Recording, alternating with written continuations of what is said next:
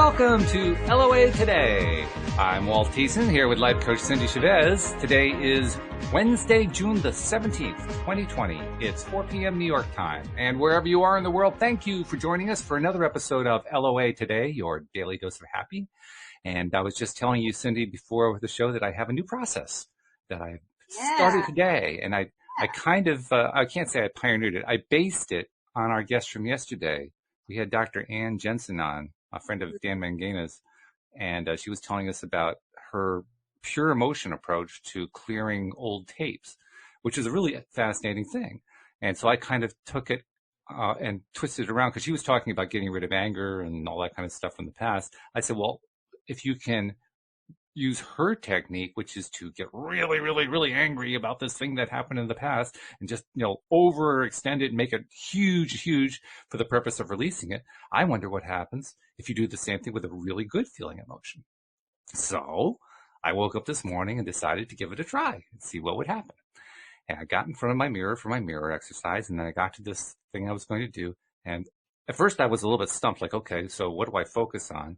And then I just kind of picked like 3 or 4 different things that I'd like to attract in my life and things that would be really great to have happen. I said, okay, so went with the first one and really got excited about it. I was like jumping up and down and throwing my arms up. It lasted about 10 seconds. And then, okay, I got to do the next one. So I grabbed the next one and went with that one and got another 10 seconds out of it. I was trying to do it for a full minute, 4 seconds, the Abraham Hicks thing, right? You do 64 seconds, you get, the effect of the thing actually starting to manifest. Let me tell you, that's a long time to get really excited about something. It was amazingly long. But the great news was when I was done, first I was exhausted, but it was a different kind of exhaustion. It was like the kind of exhaustion you get, after you've heard a really funny comedian and you've been, rolling on the aisles because your stomach hurts so much from laughing so much. Or it was the kind of exhaustion you get if you're a skier and you just ran down a thrilling trail or something like that. It was that kind of exhaustion, and it was good. But what was even more amazing, I was vibrating at a really high rate, very high rate. I was amazed how quickly that 1 minute of intense high joy, just reaching for the high joy, got me to that high vibe, and it stayed for about 15 to 20 minutes. Without me doing anything. I was just kind of sitting there in the glow of it, like, holy wow, like my body was vibrating. And I also found that because I had sustained that much high intensity, high vibration, it was pretty easy to keep it going throughout the day. All I had to do was give it a little bit of a feeder every, 30 minutes or so, and it would be pushed right back up again. So day one has been an interesting experience. So I'm curious, when you decided to do this, what led you to pick excitement as the thing that you wanted to, blow up and make bigger? Actually, I wasn't thinking excitement. Oh, okay. What I was thinking was just high vibe. Anything that I could do to get to a high vibration place. I didn't care if I, experienced it as love or clarity or exhilaration or whatever. I didn't really care what it was. I just wanted to get to high vibe and see what would happen. Got it. Okay. And it came out as excitement. Yeah. Okay. All right. And in fact, I think, I know why it came out as excitement, because part of the way I did it was just like I showed you. I threw my arms in the air and I was going, yeah, all right, getting really excited, because that was the quickest way I could think of to get there. Well, it's funny. I'm thinking about, I'm actually looking this up really quickly. One of my favorite astrologers, actually, but she's also a political activist, or just an activist in a lot of different ways. She has a list of, her name's Caroline Casey, and she has a list of principles. And there's one principle, whenever you read a list of things, or at least whenever I've read a list of principles or ideas that someone has, some of them are like, oh, that's just really resonate and I understand it right off the bat. And then, there's always one or two that I'm like, either I'm not quite sure what they're saying, or I don't know if I agree with it or whatever. But one of her ideas is, if something is a problem, make it bigger. Oh, you've mentioned that. And, this is the first thing I thought of when you were talking about the idea of making something bigger. And like in your situation, what you talked about wasn't really a problem. It's just, I really want to manifest these things and I want to get excited. I want to pump it up. I want to get, right? High vibe. I want to really pump up this high vibe. Exactly. You were talking about her, yesterday, your guest yesterday, talking about anger. And, the only reason why someone would want to, process it or get rid of it or transmute it would be feels like a problem, right? It's like, Sure.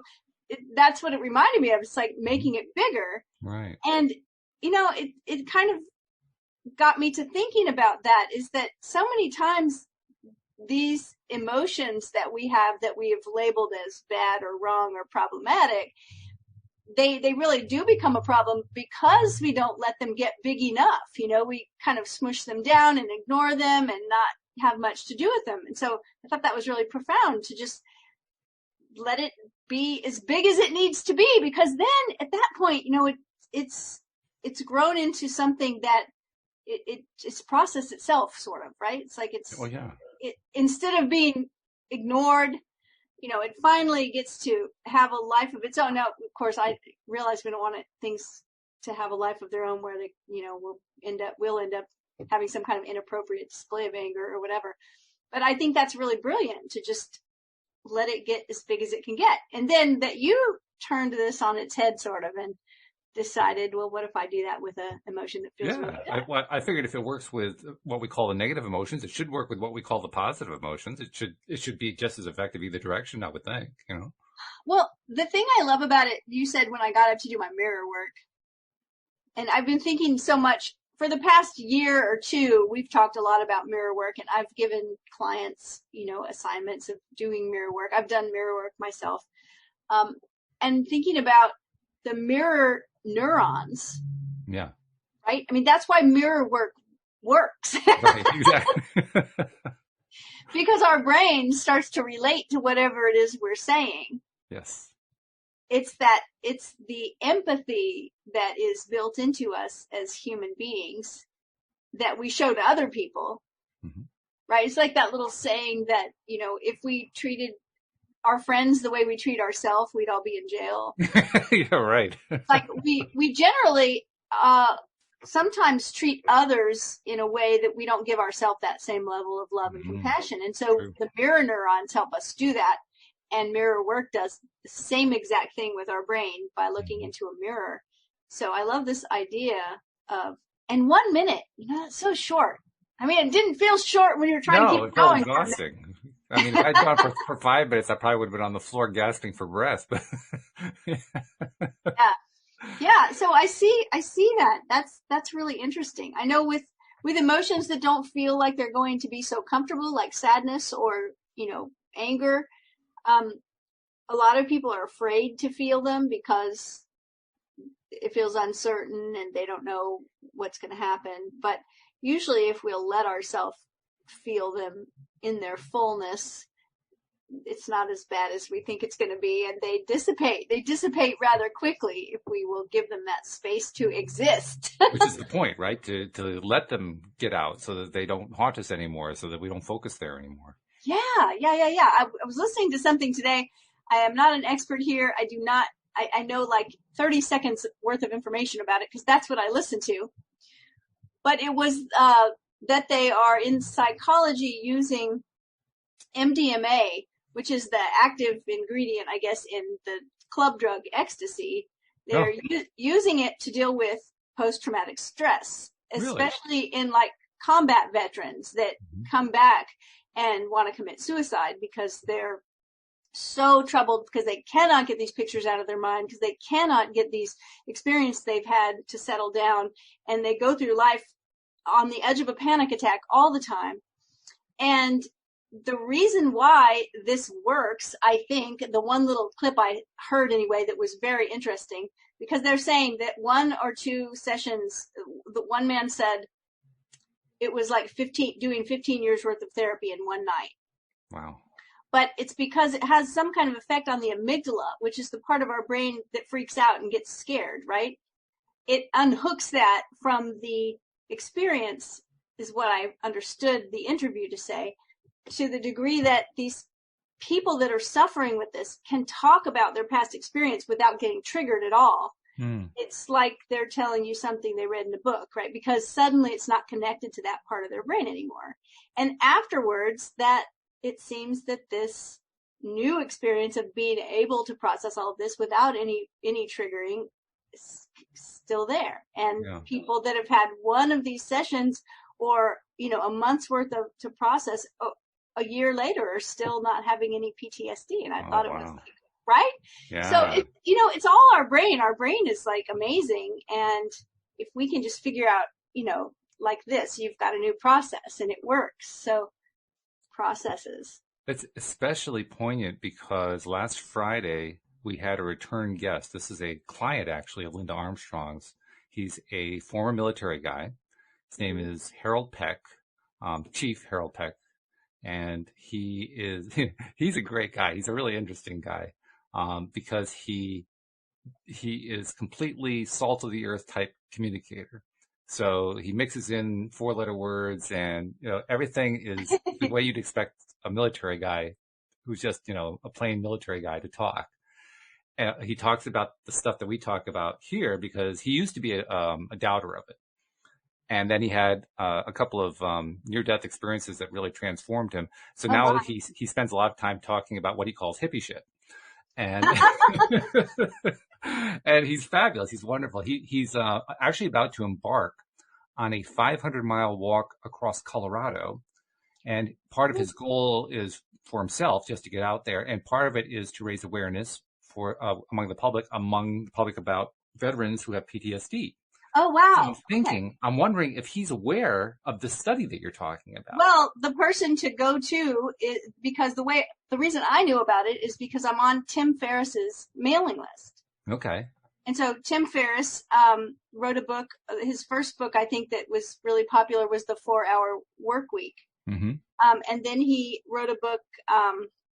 Oh gosh, I can't think of the title of it. It has the word Titans in the title. I have many of his books.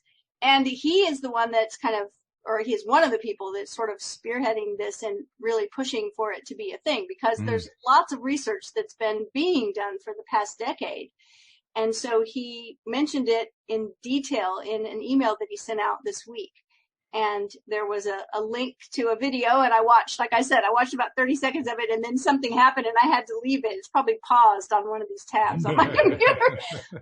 But yeah, I mean, I just think some of the work that they're doing with plant medicine and with different chemical compounds is really amazing. And, I know that a lot of people get shy away from it because of the drug culture and the party culture that's connected to certain things. But when you think about it, we really are sort of just a bag of chemicals, right? That's true.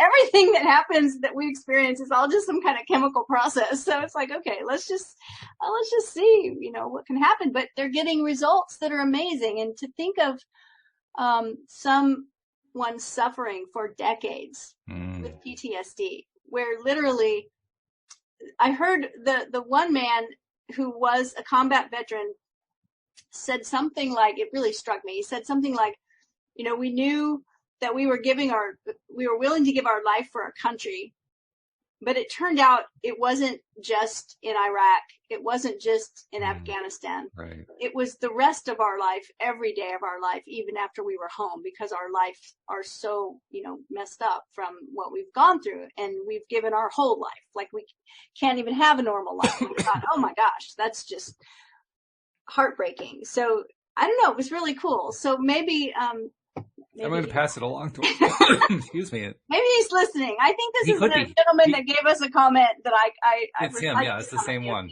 Yeah. He does listen to some of our episodes, so he could be listening to this. I know that he would tend to advocate the more energetic approach, the non-drug approach, just because that's what he has done with Linda's help and made a lot of progress. And that's what actually has turned him into an advocate. He sees himself as a person who can explain to other military guys how all this hippie shit stuff really works.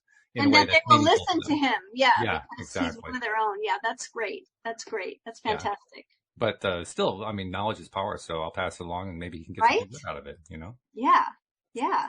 So look at there. There's two good things that came out of a first try experience, an experiment with trying to really push a high vibe experience. I mean, that's pretty cool. Yeah. And it also carried over to the rest of my day. As listeners have probably gotten tired of me talking about by now, the app that's almost done.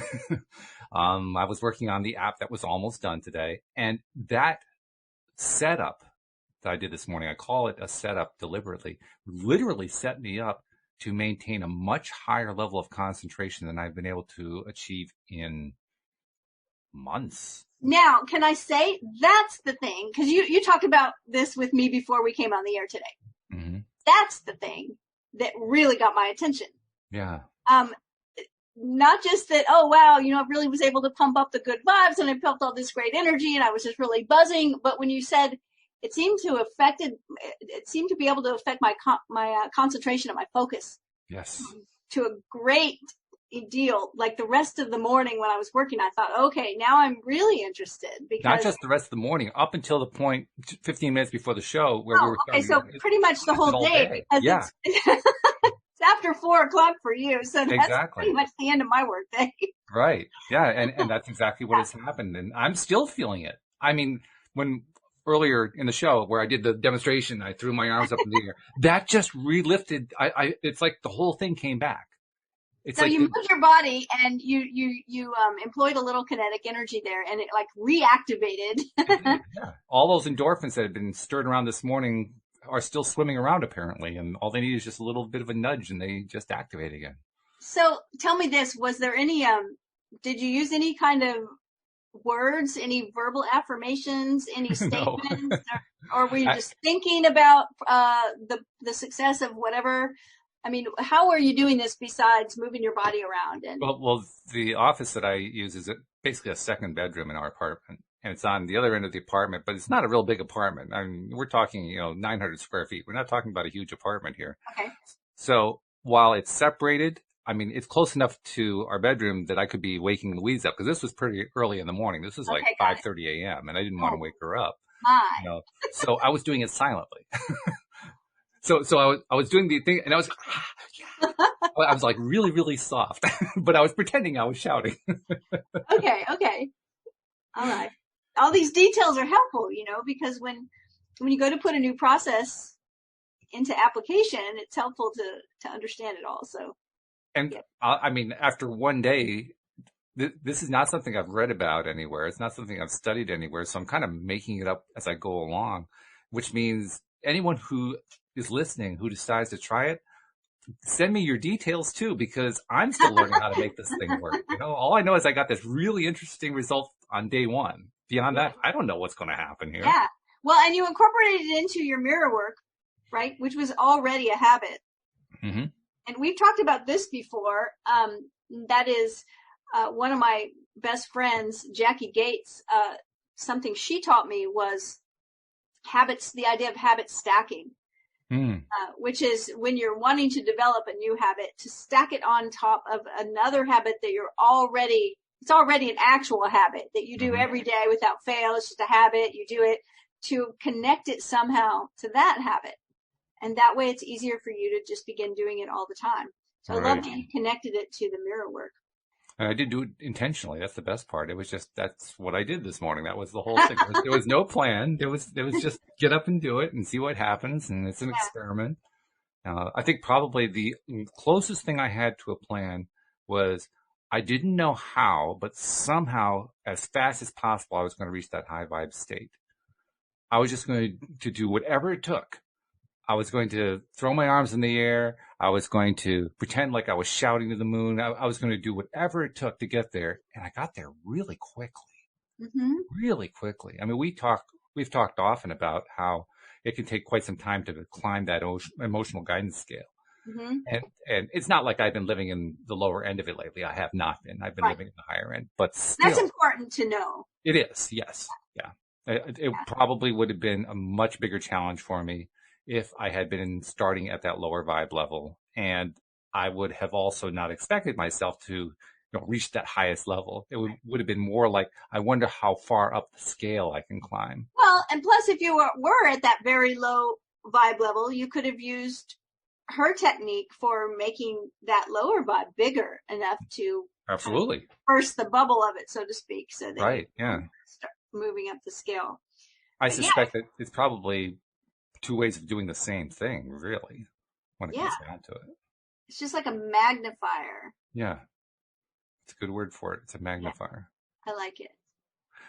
Now, of course, Wednesdays are relationship Wednesdays, and magnifiers, when you say that word, I instantly think, okay, that ties into relationships. How are we going to tie that one in? And I'm thinking there ought to be a way to tie this little daily process into relationships as well. So what's the first thought that comes to your mind about The that? first thought that comes to my mind is that so often the reason why we suppress certain emotions is not only because we don't want to feel them or we're afraid of them, but because we're doing some people pleasing for other people around us. Yeah. Right? So we don't want to have a difficult conversation, or we don't want to admit that we're feeling a certain way because, hey, that might make so-and-so feel bad. Somebody I'm in a relationship with might feel worse, or they might have a reaction or a response to it. And so, but in doing that, you said a minute ago, knowledge is power.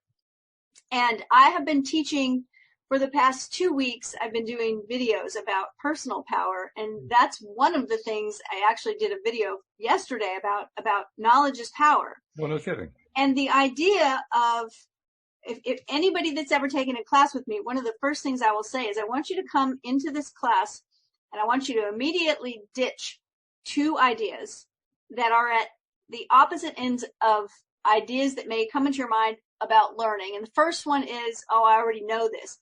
And sometimes it's not even that we're being arrogant. No. Right? We just may say, oh, like I've actually been disappointed at the beginning of a class because, 30 minutes in, I realize I've learned nothing new. And I start to think, oh, this is all stuff I already know. And I will tell you what, that attitude, that idea will block you from learning anything new. Because you've just told your subconscious, no need to pay attention, no need to be aware of something that has the potential to be looked at a different way. You already know this stuff. The other idea is at the other end of the spectrum, and it is, oh, this is too hard. Like, I'll never be able to. And if we will get rid of both of those ideas, then we open ourselves to gain more knowledge. And Sure. when we do that, knowledge is power, right? So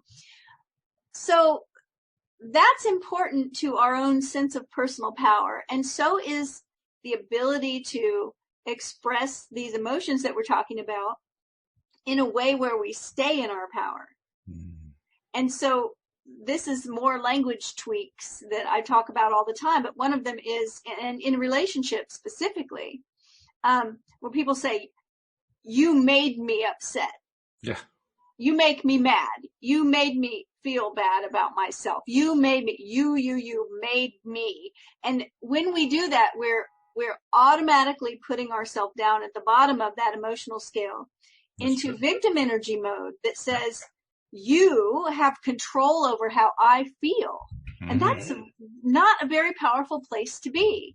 And it can be with events too, right? Like right now, right? For the past few years, many of us have looked at the news.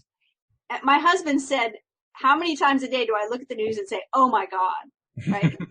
And he said, he's got his oh my God meter on me because I say it so much. Oh my God, or holy something, right?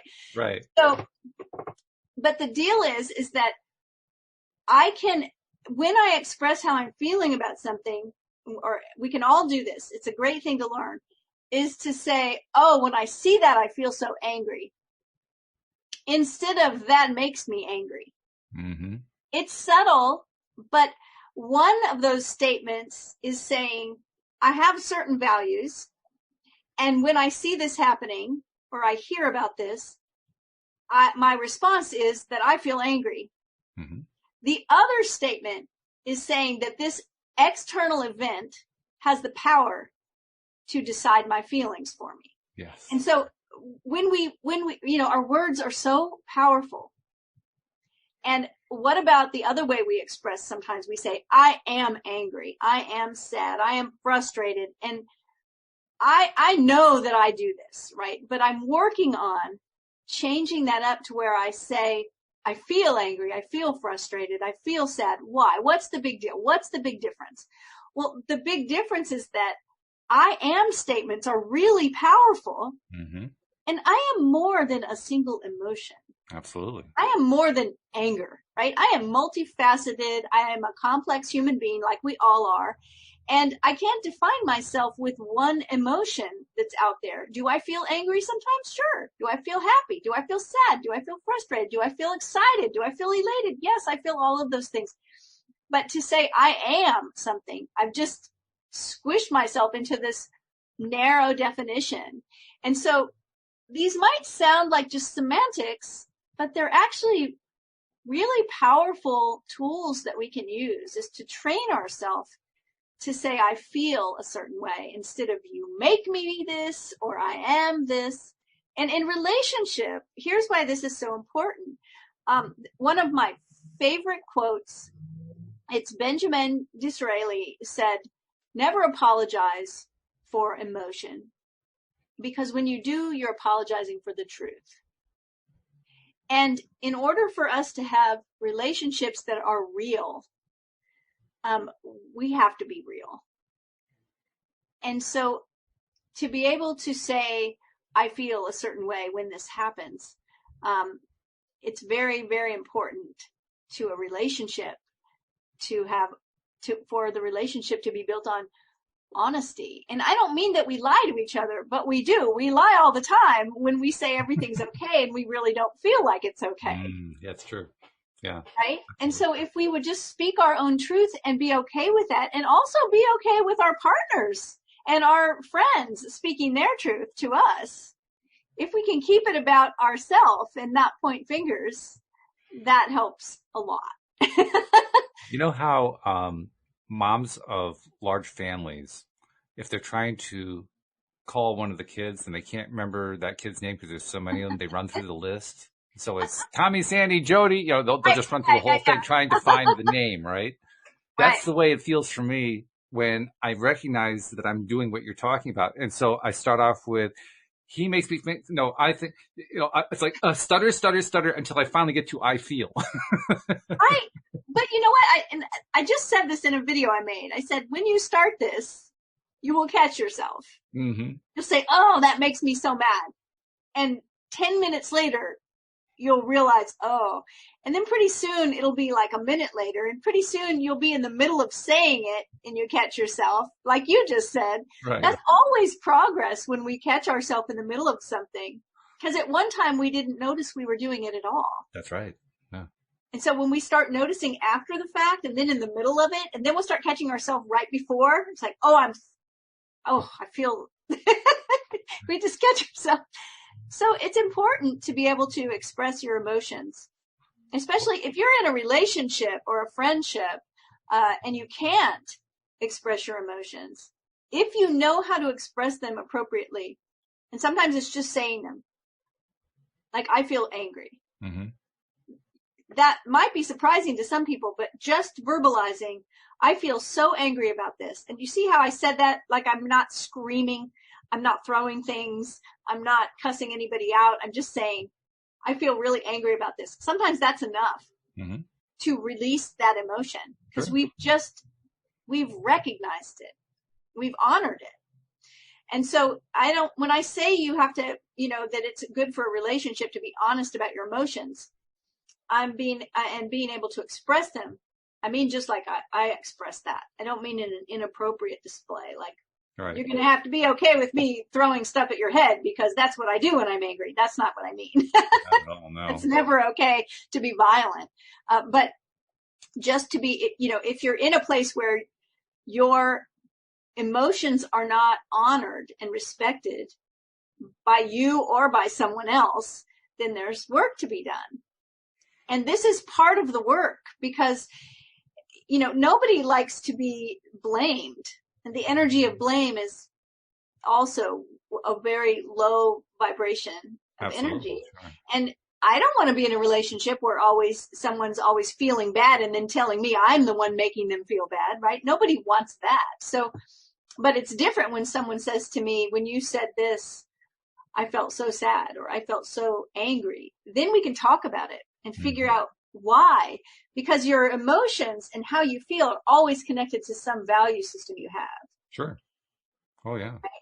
Always. That value system drives the whole bus. There's no Yeah. doubt about that. And Yeah. by the way, when I described the stuttering process, it's not like I actually stutter it out. The way it actually works, and I can recall an incident with Louise earlier this week. She said something and it kind of triggered something in me. And I started to come out with something and I stopped. And probably the way it looked was my mouth open as my brain is working through all the different permutations to get to the final point. It probably took about 10, 15 seconds for me to work through them all. And she just sits there patiently waiting for me to do that. And then I finally got to the point where I could express it the way I needed to. Fantastic, though. That's wonderful. Think about how often people will just let it fly without Oh, yeah. Without that conscious awareness that you had to say, okay, I'm going to stop, because otherwise I'm going to say something I don't really want to say. I'm going to say something that's not actually what I mean. So, and people are sometimes very uncomfortable with silence, as the speaker or the hearer. Sometimes, it's like radio silence.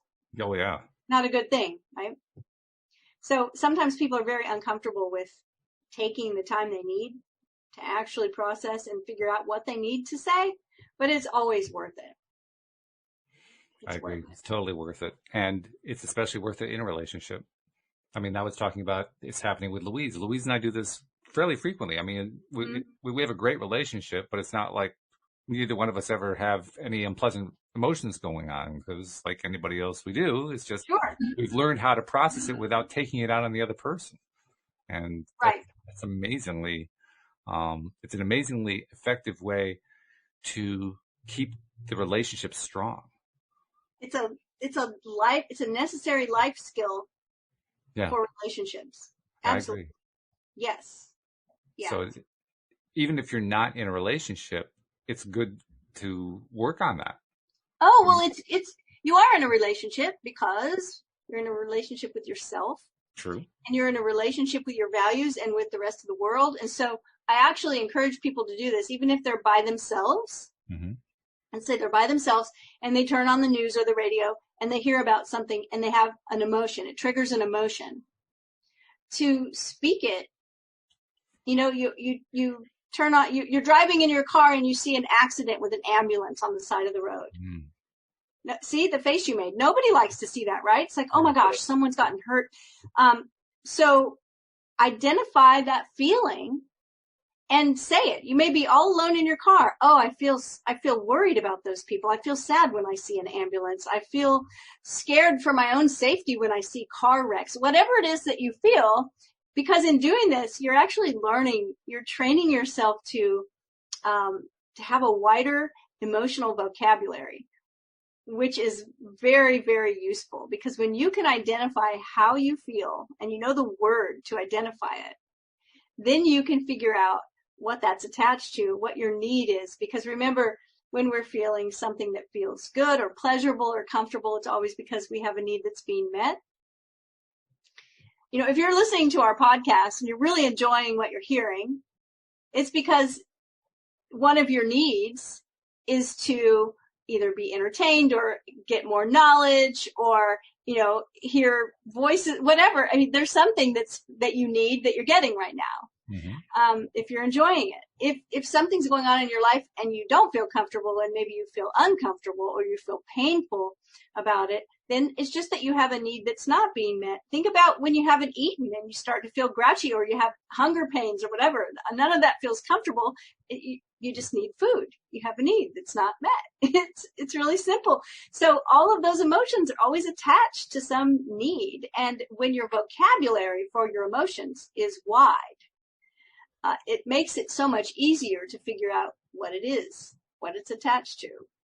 It also makes it easier to release it too, because that's ultimately what the purpose of that over-expressing thing is all about, isn't it? To be able to release it. I mean, we all want to learn how to release more resistance so we can get more of what we want. Well, that's how you do it. That's one big way to do it.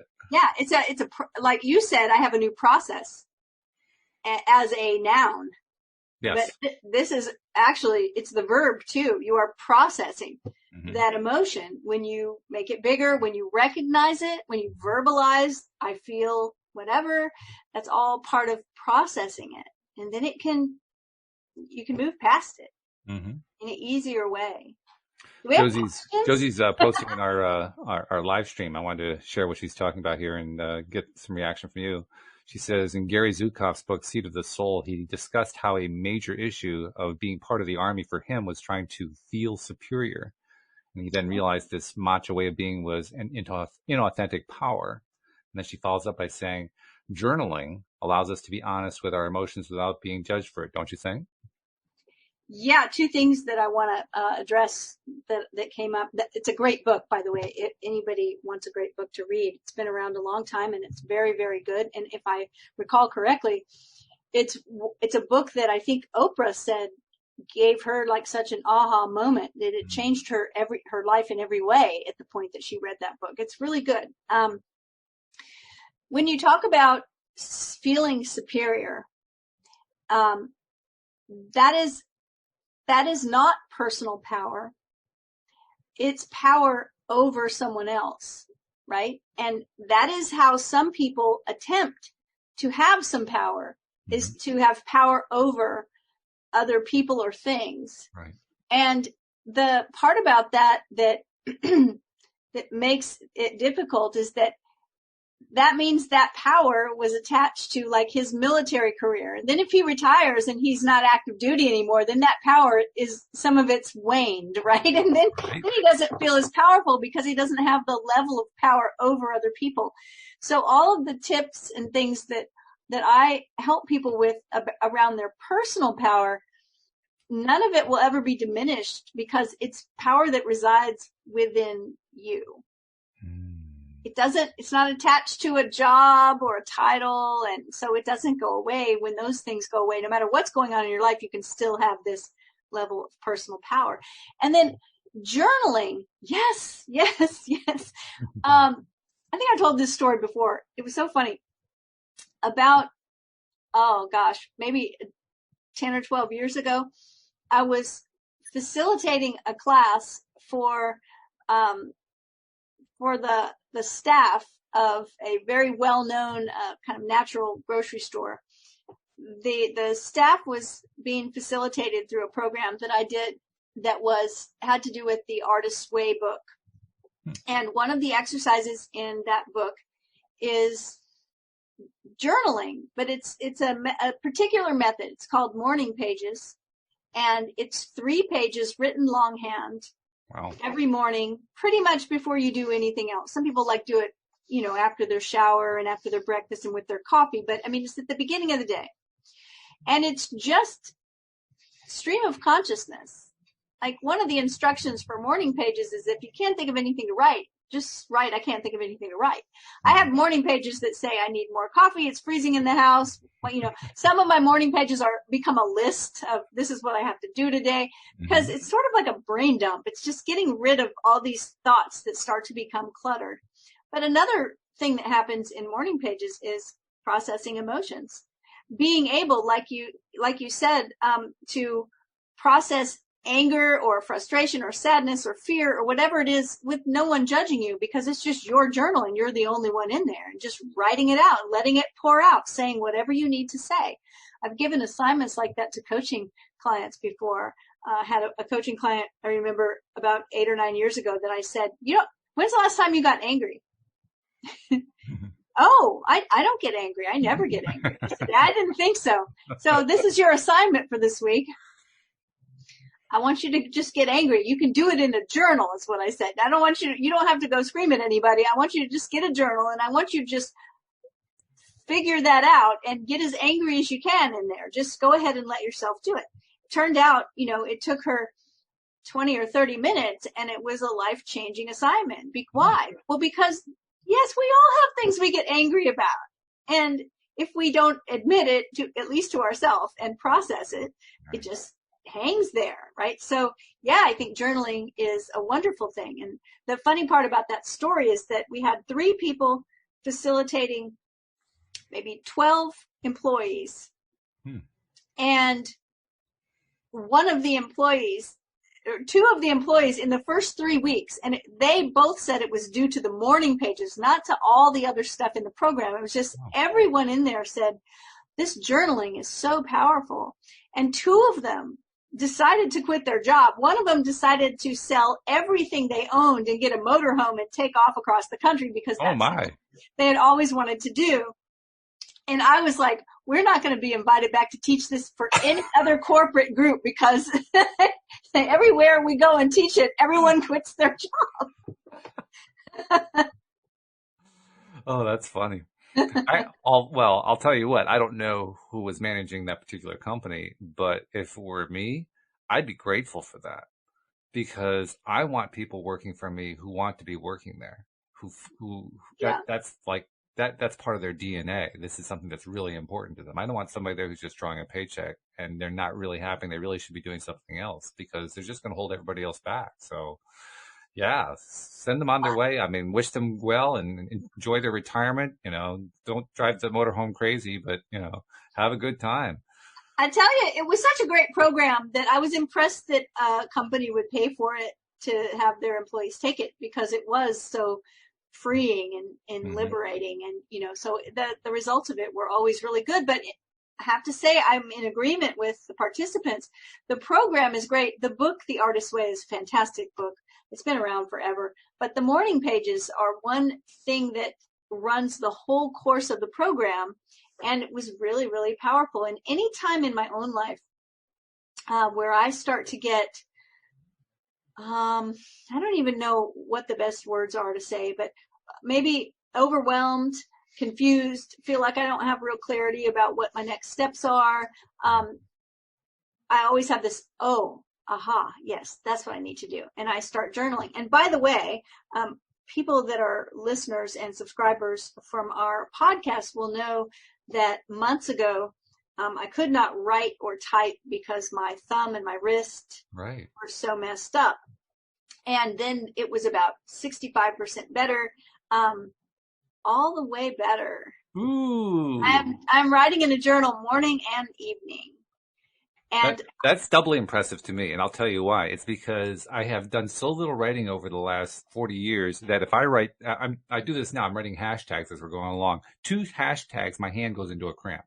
So I totally appreciate you being able to do all that journaling and your hand is doing well. That's fabulous. Yeah. Well, and part of it was, over in the Facebook room, I need to go post over there that you created for us to make vignettes. The pivot counts. I keep thinking about this for the past week. I need to go ahead and act it out because my vignette was that I was writing and that I spoke out loud to my husband. It feels so good to be able to write again. And that's all I kept imagining was that I was writing, I was free of pain, and that I said to him, it feels so good to be able to write in my journal again without any kind of pain. And so I don't think I've actually spoken that, but I do my journaling at the end of the day, and he's always around while I'm doing it. So tonight I'll have to remember to speak that aloud because, I'm not having any problem with it whatsoever. So that's so great to hear. Yeah. And it reinforces. I mean, that's something that falls into the category of what's called a chronic injury. And just chronic pain just keeps going and going and going until you do something about it. You did something about it, not surprisingly. And you got a wonderful result out of it. That's fabulous. Yeah. And that was really it, is that the two things. I did wear a brace for a while and it seemed to help until I took the brace off, and then it wasn't really helping. Right. And it really, really was painful. I mean, I couldn't use it. I couldn't write. I couldn't knit. I couldn't do anything that I do with my hand. The pain was, it has a name. It's called de Quervain stenotendivitis, and it was my thumb and my wrist. And so 2 things that I did. One, I made that vignette of myself saying, it feels so good. Because I caught myself wondering one night. I wonder if this is going to heal. I wonder if this is going to be painful for me for the rest of my life. Sure. Well, it's an unusual thought. People would experience that one a lot, I think. I wonder if it's going to get worse. And then I realized what I was doing. Yeah. Right? I was basically affirming my own uncertainty about it. And I decided, no. I'm not going to wonder. I'm going to deem this, temporary. It is going to get better. So actually 3 things. One thing is every day and every way I'm getting better and better. We were saying that to each other before the show, right? Right. Every day and every way. How you doing, Walt? Better and better. Every Better day, and better. getting better and better. The second thing was that I made that vignette of me saying, oh my gosh, it feels so good to not have any pain anymore. And the third thing was that I decided to frame the pain in my wrist as something pleasurable. Because I said to myself, sensation is just sensation. We define that this hurts and that feels good. And I'm just going to decide that I like the way this feels. So every time I would feel the pain of it, I would decide in that moment that I liked it. I know that sounds difficult. Strange. Yeah. But once I did that, it was probably 2 weeks where it was 99% gone. Wow. Okay. So kind of a continuing of the theme that when you over-exaggerate, when you play it up, when you really bring it up to the surface and feel it, that makes it much easier to release it, to let go of it. Hey, I hadn't thought about that, but that's a good point, right? Because instead of me ignoring it or, and I'm not telling anyone not to treat their injuries, right? Sure. I have plenty of nights where I put ice on my wrist. But at some point, I decided I was just going to like it. Yeah. It's like Lawrence of Olivier with that match. Yeah. Right. Exactly. Doesn't that hurt? Well, sure it hurts. The idea is to not mind that it hurts. I decided I wasn't going to mind that it hurt.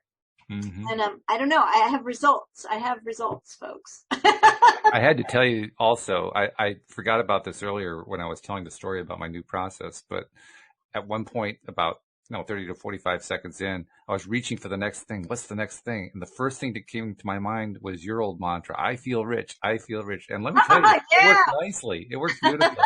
I got to start that one up again. I was saying I feel rich like 1,000 times a day. And oh my gosh, the things that started happening. Seriously. It's like, remember we went out to dinner that one night? We were like, I feel rich. And then the manager came over and was like, it's so good to see you guys. I got something for you. And he gave us a bottle of wine. And we said, thanks. So we're not going to open it tonight. And we were staying in the hotel there. We took it up to our room with us. And then my husband Googled it. And it was a $300 bottle of wine. Whew. It wasn't on their menu. Whoa. And then he freaked out because he's like, oh my God, I'm pretty sure it's not supposed to just be sitting over there on the table. I think it needs to be on its side. We need to put it in a refrigerator or something. Oh, that's funny. But I mean, we had things like that happen consistently. I don't know why I stopped. Why do we stop when something's working? Well, thank you for the reminder. I feel rich. I don't know why we stop. I think I'm going to focus more on why I keep going, because that's what I want to do tomorrow. I want to make sure I do day 2. So day 2 is coming up tomorrow and day 3 the following morning. And I'm just going to keep going and see how long I can go. Maybe I can do it endlessly. Well, you will, because it will become a habit. That's the whole thing with with forming good habits, new habits and habits. And I can see this one being truly addictive, because it really kicks the endorphins into gear in a big way. I mean, my body was swimming in them. That's awesome. By the way, there was also another side effect that I just realized happened. It didn't occur to me until we're talking about it right now.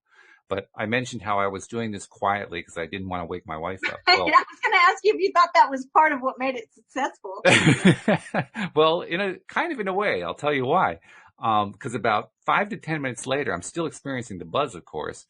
And my wife comes in to the office and sits down, which she doesn't do very often. And we just start chatting. So I tell her, well, I just did this process this morning. She's smiling and she's getting into, telling me about it from a therapeutic point of view, because she used to be a psychotherapist. And of course, and she's the one who pointed out about the endorphins swimming around and all that kind of thing. And within moments, it turned into, let's do this on a regular basis, where I come in here and we talk about good feeling stuff to start off the day. Now, I didn't really set the intention of let's get something going between the two of us. It just kind of happened organically, but it happened. Well, energy entrains to itself, which is why if we walk into a room and everyone in there is crying, most of us are going to suddenly feel a wave of sorrow and, oh my gosh, what's going on? We feel compassion or whatever. Sure. When we walk into a room, everybody's excited. We feel the excitement, right? We're like, oh, what's going on in here? It feels like a party. Right. So that's helpful for relationships for us to have a high vibe. No doubt. Yeah. Awesome. Speaking of high vibe relationships, we have a very high vibe relationship with our listeners. And I want to remind those who are not yet fully affirmed listeners who have listened every single day, we want to make you part of the party. And the way you do that is becoming a subscriber. By the way, becoming a subscriber is going to be really easy in coming months, coming weeks, coming days. What am I talking about? So if you're listening to this further down the line, you can just go right to the Play Store on an Android phone or to the App Store on an iPhone and look for LOA Today, and you'll find our app there. But if you're listening to this fresh, we just published this, and you're listening to this fresh in the next day or two, you can still subscribe. And once you've subscribed, you'll continue to get notifications about when we're putting the app out. And once the app is out, you'll know you can download it. But in the meantime, you're still getting the episodes. And that's simple enough to do. You just go to the homepage of the website, loatoday.net. But make sure you subscribe if you're not yet subscribed, as so many people have done, because there's nothing like getting that daily dose of happy. I mean, it's like doing the morning process without having to get up and go, yeah. You just kind of feel it because you're listening. I do that too, though. Well, that's the other purpose too, right? Maybe some people who are listening are actually going to try that. I'm going to try it. Yeah. And I encourage everybody who feels like they would like to do it to try it and send me a note. Tell me what happened. I'm curious to know what other people's stories are going to be with this. And I'm going to keep going with it. But send me a note. My email is walt@loatoday.net. And tell me what's going on with it, because I think I'm kind of stumbled onto something here. It's going to be fun to see how it plays out. I like it. One thing that we've been focused so heavily on all this good feeling stuff. You did mention, you talked about the power of kind of overextending when you're feeling angry, or overextending when you're tending to repress an emotion. You want to bring the emotion out. But I also want to kind of look at that from a slightly different angle. We've talked a lot lately about how there's a lot going on. You mentioned the news, a lot going on in the news, really, really high intensity stuff. And even for somebody who is a high vibe person by preference, it's tough to, keep that at bay, so to speak. So we're often trying to come up with different ways to keep it at bay. I guess what I want to ask you is, the processes we talked about today, are there any that are favorites for you if you're trying to keep something at bay? What would you endorse the most in terms of maybe what your own processes are? Well, I don't generally try to keep things at bay. I know that my emotions are giving me information. Mm-hmm. Now, if it's just that, okay, yeah, I will say there have been times when I've said, okay, I gotta put my phone down. I can't read the news anymore right now because I'm really feeling frustrated about what I'm seeing. Mm-hmm. And I need to just chill out and let my brain work on solutions, right? And how I can, take action in a positive way. So for me, it would be that it's moving my body, really, like going for a walk, putting the phone down. But it's not that, I've just felt something that was uncomfortable and I don't want to feel that. Right. That's really not my jam, because what I'd rather do is channel that energy into something positive and productive that's going to actually have an effect on whatever the situation was that caused me, right, to have a response of feeling frustrated. Mm-hmm. And I say that not just in world events, but it can be in small events or relational things as well. Often that's where we see it the most. Sure. And so I think taking the time, like we talked about, to process something, to actually think about it and recognize, like, what do I need that I'm not getting that's causing this emotion or feeling to come up? And remembering that it's not anybody else's responsibility to meet my needs, it's my own responsibility. So then figuring out, so how do I get that thing that I need? How do I make this change? How do I contribute to positive change if it's a big global thing? Or, we talked about this a few weeks ago. I still think it's really important for all of us right now to remember that we have a sphere of control, a sphere of influence, a sphere of concern. And if you think of three circles that are concentric. The first one, my sphere of control, it's everything I actually have control over. Like my home environment, what I say on the podcast, how I interact with people, how I dress, how much glitter I wear. I'm in control of all of that. That's in my sphere of control. How I treat people, what my own philosophies are. Then there's a sphere of influence. And that's when it starts things that affect other people. But then there's the sphere of concern. It's like right now, the sphere of concern is like the whole globe. Mm-hmm. It's like there's COVID-19. We've got, racial inequality and people being murdered in the streets and all these things. Yeah, that's a heavy thing. Mm-hmm. Am I concerned? Well, hell yes, I'm concerned. Do I have control, direct control over it right now? Not really. But by focusing on what I do have control over, then my sphere of influence will grow. And when my sphere of influence starts to grow, then it actually starts to touch those concerns. Yeah. I have control over who I vote for. I have control over where I give my money. I have control over those things. If we just put our sphere of concern front and center and we have all our focus going on, we're watching the news 24/7, we're thinking about all of these big global things, and yet we're not putting any energy and focus on things we actually have control over, then our sphere of influence shrinks. Right. And like we've been talking about all week, all month, personal power, our personal power shrinks, our influence shrinks. We don't want to do that. So what do we have control over? And that's what happens to me when I feel frustrated about a situation. I figure out, okay, how am I contributing to this situation? Whether it's me and my husband, whether it's me and my friends, whether it's you and I, whether it's global and huge in scope, how am I contributing to the thing that I see as a problem? And what can I do within my own sphere of control to make some kind of small difference? That's the best tool I have right now. Yeah, that's a big deal. It also occurs to me that's an answer to the question, well, how do I help out a partner who is so negative on all this stuff? Well, you have your sphere of influence, and you do it by going back to controlling your personal power. Yes, absolutely. You stand in your own personal power. You cultivate your own personal power. I think I'm up to video number 7 now I thought about this today. I was like, I got to write all these things down. So I have a list, right? Like an actual functioning list and then we can talk about it on the podcast. These are all the things that we can do to cultivate our own personal power. Then we will have some influence over the people around us, not influence with, power with. It's never over. We don't want to have, right.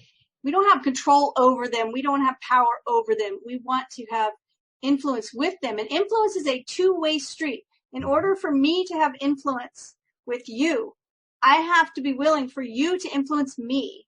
Yeah. Like it's a two-way street. It's never one way. One way is control over. And I'm not interested in that. Nope. That doesn't cultivate my personal power. It's not even fun. No. I mean, perfectly fun. It really, there's nothing fun about for anyone. No, it's actually pretty blah.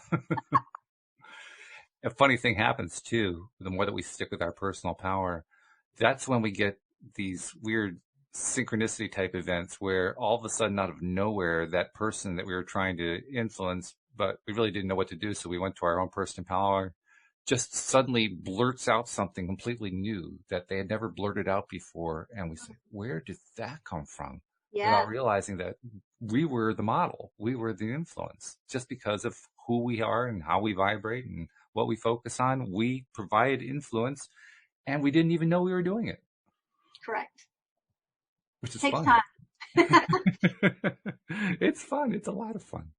So good stuff. All right. Yeah, it's funny, isn't it? We started before the show. We said to ourselves, what's our topic? And we said, we don't know what our topic is. We'll just come up with something. So I decided to tell my little story. And just like you said, it just emerged from there. The whole thing turned into all of the energy. That's what it is. Yeah. Into a really good show on the value and virtue of going for it, just going for it, getting that energy out, whether you call it positive or negative, just getting it out. Yeah, it's all just energy. And there is no good energy or bad energy. It's just energy.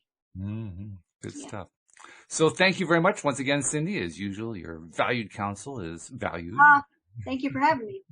Thank you, listeners. We appreciate you as well. We'll see you all next time here on LOA Today. Goodbye, everybody. Bye, everyone.